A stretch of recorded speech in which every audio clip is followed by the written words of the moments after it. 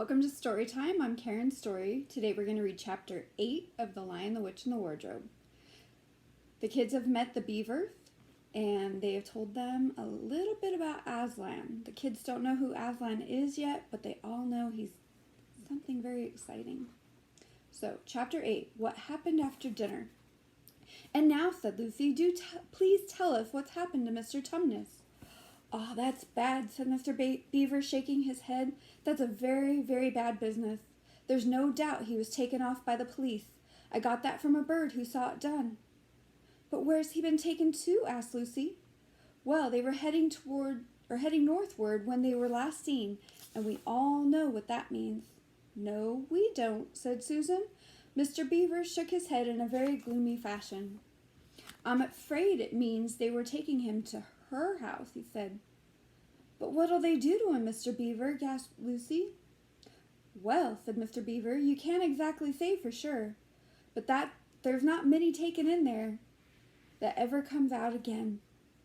Statues, all full of statues, they say it is, in the courtyard and up the stairs and in the hall. People she's turned to stone. But Mr. Beaver, said Lucy, can't we, we must do something to save him. It's too dreadful, and it's all on my account.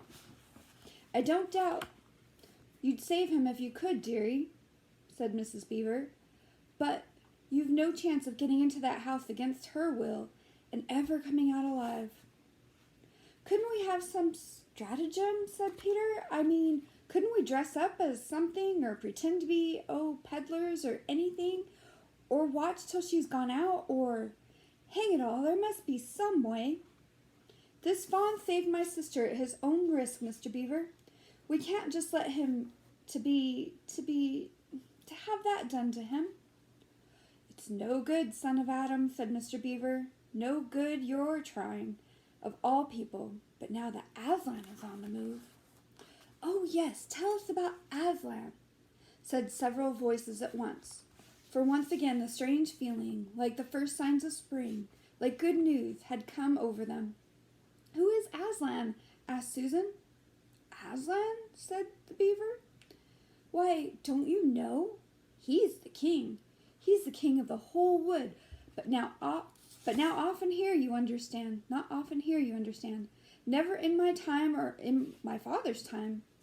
But the word has reached us that he has come back. He is in Narnia at this moment. He'll settle the White Queen all right. It is he, not you, that will save Mr. Tumnus. She won't turn him into stone too, said Edmund. Lord love you, son of Adam, what a simple thing to say, answered Mr. Beaver with a great laugh. Turn him into stone? If she can stand on her 2 feet and look him in the face, it'll be the most she can do, and more than I expect of her. No, he'll put all to rights, as it says in the old rhyme in these parts. Wrong will be right when Aslan comes in sight. At the sound of his roar, sorrow will be no more. When he bares his teeth, winter meets its death. And when he shakes his mane, we shall have spring again. You'll understand when you see him. But shall we see him? Asked Susan. Why, daughter of Eve, that's what I brought you here for. I'm to lead you where you shall meet him, said Mr. Beaver. Is he a man? Asked Lucy. Aslan a man? Said Mr. Beaver sternly. Certainly not. I tell you he is the king of the wood and the son of the emperor beyond the sea. Don't you know who is the king of beasts? Aslan is a lion, the great lion. Oh, said Susan, I thought he was a man. Is he quite safe? I shall feel rather nervous about meeting a lion. That you will, dearie, and no mistake, said Mrs. Beaver. If there's anyone who can appear before Aslan without their knees knocking, they're either braver than most or else just silly. Then he isn't safe, said Lucy. Safe, said Mr. Beaver. Don't you hear what Mrs. Beaver tells you? Who said anything about safe? Of course he isn't safe, but he's good. He is the king, I tell you. I'm longing to see him, said Peter, even if I do feel frightened when it comes to the point. That's right, son of Adam, said Mr. Beaver, bringing his paw down on the table with a crash that made all the cups and saucers rattle. "And so you shall. Word has been sent that you are to meet him tomorrow if you can, at the stone table." "Where's that?" said Lucy. "I'll show you," said Mr. Beaver. "It's down the river a good step from here. I'll take you to it." "But meanwhile, what about poor Mr. Tumnus?" said Lucy. "The quickest way you can help him is by going to meet Aslan," said Mr. Beaver. "Once he's with us, then we can begin doing things. Not that we don't need you too. That's for another of the old rhymes. When Adam's flesh and Adam's bone sits at Cair Paravel enthroned, the evil time will be over and done. So things must be drawing near their end now. He's coming, and you've come. We've heard of Aslan coming into these parts before, long ago. Nobody can say when. But there's never been any of your race here before." "That's what I don't understand, Mr. Beaver," said Peter. "I mean, isn't the witch herself human?" "She'd like us to believe it," said Mr. Beaver. "And it's on that she bases her claim to be queen. She's no daughter of Eve. She comes of your father Adam's." Here Mr. Beaver bowed. "Your father Adam's first wife. Her they call Lilith. And she was one of the jinn. That's what she comes from on one side, and on the other she comes of the giants. No, there isn't a drop of real human blood in the witch." "That's why she's bad all through, Mr. Beaver," said Mrs. Beaver. "True enough, Mrs. Beaver," replied he. "There may be two views about humans, meaning no offense to the present company, but there's no two views about things that look like humans and aren't." "I've known good dwarfs," said Mrs. Beaver. "So have I. Now you come to speak of it," said her husband. "But precious few, and they were the ones least like men. But in general, take my advice. When you meet anything that's going to be human and isn't yet, or used to be human once and isn't now, or ought to be human and isn't, you keep your eyes on it, and feel for your hatchet. And that's why the witch is always on the lookout for any humans in Narnia. She's been watching for you this many a year, and if she knew there were 4 of you, she'd be more dangerous still." "What's that to do with it?" asked Peter. "Because of another prophecy," said Mr. Beaver. "Down at Cair Paravel, that's the castle on the seacoast down at the mouth of this river, which ought to be the capital of the whole country if all was as it should be.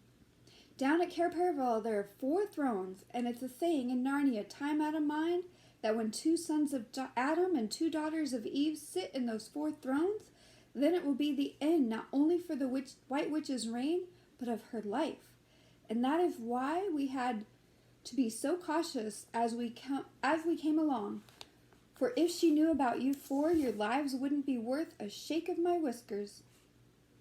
All the children had been attending so hard to what Mr. Beaver was telling them that they had noticed nothing else for a long time.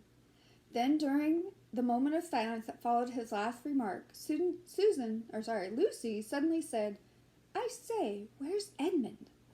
There was a dreadful pause, and then everyone began asking, "Who saw him last?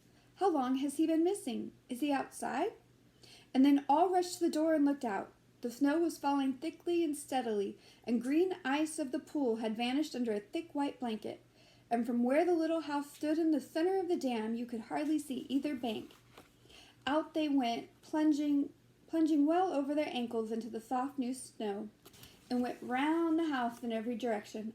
"Edmund, Edmund," they called till they were hoarse, but the silently falling snow seemed to muffle their voices, and there was not even an echo in answer. "How perfectly dreadful," said Susan, as they at last came back in despair. "Oh, how I wish we'd never come." "What on earth are we to do, Mr. Beaver?" said Peter. "Do?" said Mr. Beaver, who was already putting on his snow boots. "Do? You must be off at once. We haven't a moment to spare." "We better divide into 4 search parties," said Peter, "and all go in different directions. Whoever finds him must come back here at once and—" "Search parties, son of Adam?" said Beaver. "What for?" "Why, to look for Edmund, of course." "There's no point in looking for him," said Mr. Beaver. "What do you mean?" said Susan. "He can't be far away yet, and we've got to find him. What do you mean when you say there's no use looking for him?"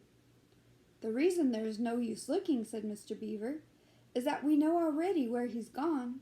Everyone stared in amazement. "Don't you understand?" said Mr. Beaver. "He's gone to her, to the White Witch. He has betrayed us all." "Oh, surely, oh, really," said Susan, "he can't have done that."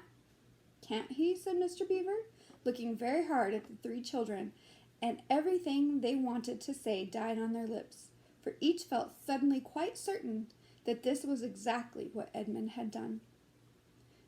"But will he know the way?" said Peter. "Has he been in this country before?" asked Mr. Beaver. "Has he ever been here alone?" "Yes," said Lucy, almost in a whisper. "I'm afraid he has."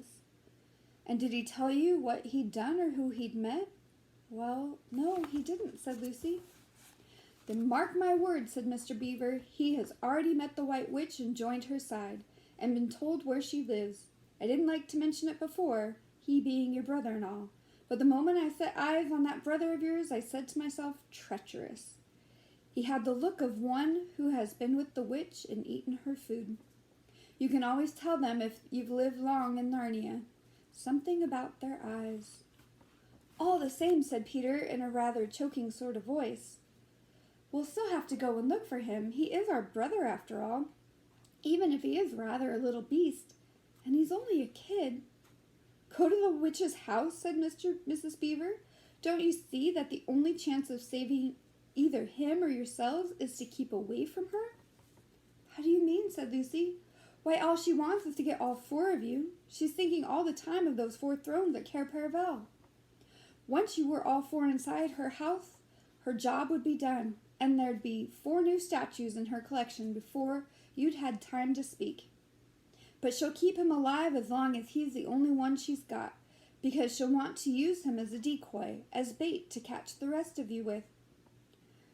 "Oh, can no one help us?" wailed Lucy. "Only Aslan," said Mr. Beaver. "We must go on and meet him. That's our only chance now." "It seems to me, my dears," said Mrs. Beaver, "that it is very important to know just when he slipped away. How much can he tell her depends on how much he heard. For instance, had we started talking of Aslan before he left? If not, then we may do very well, for she won't know that Aslan has come to Narnia, or that we are meeting him, and will be quite off her guard as far as that is concerned." "I don't remember his being here when we were talking about Aslan," began Peter, but Lucy interrupted him. "Oh, yes, he was," she said miserably. "Don't you remember? It was he who asked whether the witch could turn, or couldn't turn Aslan into stone too." "So he did, by Jove," said Peter. "Just the sort of thing he would say, too." "Worse and worse," said Mr. Beaver. "And the next thing is this. Was he still here when I told you that the place for meeting Aslan was the stone table?" And of course no one knew the answer to this question.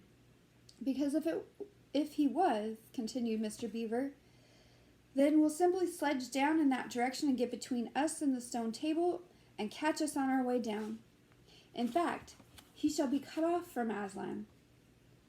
"But that isn't what she'll do first," said Mrs. Beaver. "Not if I know her.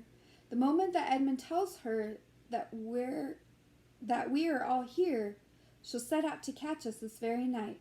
And if he's been gone about half an hour, she'll be here in about another 20 minutes. "You're right, Mrs. Beaver," said her husband.